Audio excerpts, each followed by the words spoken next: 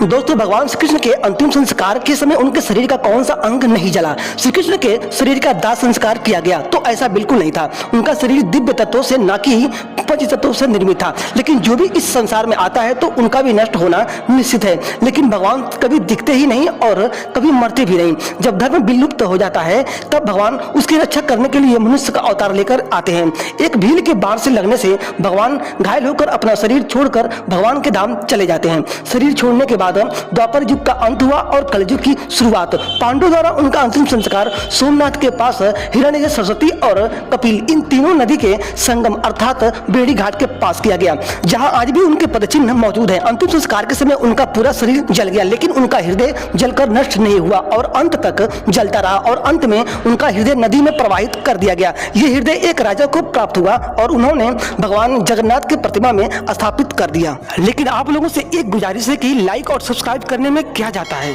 Please support and subscribe my YouTube channel.